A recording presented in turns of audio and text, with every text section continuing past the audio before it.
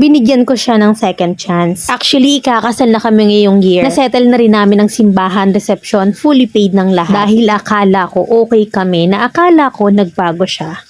March 14, 2024, nahuli ko yung partner ko na nakikipag-chat sa ex-girlfriend niya. Dumating din sa point na nagkakape sila together at sabay silang nag-exam ng civil. Kaya pala nagtataka ako nung mapansin kong wala yung isang helmet. Yung pala, binakride niya yung ex-girlfriend niya. Kinwestiyon ko siya about dito at ang sabi ko, bakit hindi mo sinabi sa akin? At ang sabi niya, magagalit daw ako. Na naaawa daw siya na baka daw walang masakyan gawa ng madaling araw yung alis niya. At itong si Higad naman ay nagsisend sa partner ko na mga gusto niyang puntahan na irarides nila. Sobrang stress ako at iyak ako ng iyak at kinagabihan kinonfront ko siya. Ayoko kasi nang magtagal yung pag-uusap nila at gusto ko nang maputol yung ugnayan nila. Nagsorry naman siya at hindi na daw mauulit, magsimula daw kami agad. Sabi niya pa na wala naman daw yun. Actually ay deleted na rin yung mga convo nila pero kakampi ko si Lord. Kaya nga natuklasan ko at hanggang sa naging okay kami at binigyan ko siya ng chance. Naalang-alang sa mga anak namin kahit ang sakit-sakit. Masayang pamilya na sana kami pero alam mo yung tinatawag na instinct ng babae na kapag kinabahan ka sa kilos ng partner mo, may ginagawang hindi maganda. At makalipas lang ng ilang linggo, ewan ko ba kung bakit nagising ako ng madaling araw tapos hinanap ko agad yung phone niya na saktong naka-open. Kinalikot kong lahat ng apps hanggang sa minatuklasan ako. May isang apps na dun sila nagkaka-chat ng girl. And worse, itong si partner ko, tinatag niya si girl sa mga malalaswang video. At si ex-girlfriend ay mukhang pabor pa at hindi ko to na-screenshot kasi nablangko yung utak ko nang makita ko. At kaya pala hindi nag-update sa akin pag oras ng break time kasi iba yung kinakausap. Halos gumuho yung mundo ko. Nawawalan ako ng lakas. Yung mga tuhod ko nang hihina. Wala akong mapagsabihan. Ang sakit-sakit sa dibdib ko at kinikimkim ko to. Naakala ko okay na ako pero sobrang sakit. Parang winawasak yung puso ko. At hindi niya alam na alam ko na yung ginagawa niya ngayon. Kay Lord at sa mga anak ko na lang ako humuhugot ng lakas. Nung naging okay kami, binigyan ko siya ng second chance. Actually, ikakasal na kami ngayong year. Nasettle na rin namin sa simbahan, reception, fully paid ng lahat. Dahil akala ko okay na kami. Akala ko nagbago na siya. Hindi ko alam kung ano yung gagawin ko. Hirap na ako sa totoo lang. Hihingi lang ako ng advice dahil baka hindi ko nakayanin. Di pa nag-heal yung ginawa niya nung una tapos wala pang weeks umulit ulit. Sa mga mami at sa mga followers nyo, maging sayo din po. Salamat Mami Len.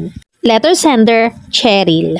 Nakakagigil yung ex no kahit na alam naman na may anak na't pamilyado na. Kating-kati pa rin ang Wiling-wili naman si lalaki. Tapos nagplano pa si lalaking magpakasal sa'yo para ano? Para kunwari seryosong-seryoso sa'yo at makampanti ka na road to forever kayo. Sorry to say pero hindi na yan magbabago. Tapos napakabilis mong bumigay sa sorry lang, walang effort. Kita mo weeks lang umulit-ulit at bumalik agad sa pagiging unyango ng partner mo. Paano gang maiiwasan ni manyaki silang pareho magkasundo? Advice ko lang sa mga ganitong senaryo na nanghihingi ng second chance. If bibigyan nyo sila ng chance, dun sa way na luluhod sa asin, yung pahihirapan kang makuha, yung maiintindihan niya yung ginawa niya, yung magsisisi siya at magbabagong talaga. Kasi kung napakarupok mo sa isang amo lang at isang himas sa'yo at sorry, at hinang-hina na agad yung tuhod mo, ganun din sila kasing bilis bumalik sa dipunggol nilang gawain. At uulit-ulitin ka niyan hanggang maupos ka. Hanggang ikaw na yung bumitaw kasi marupok ka nauuto ka Hustler yung partner mo, sanay na sanay magstoryahe. Intentional cheating kasi napakagaling magtago. Mami, there are two choices na pwede mong pagpilian. Ginagago ka na Binibigyan ka pa ng lubid. Papakasal ka or papasakal ka. Mami, sorry means nothing when he keep doing the same thing. Yung sorry niya ginawang lisensya para umulit-uli hanep talaga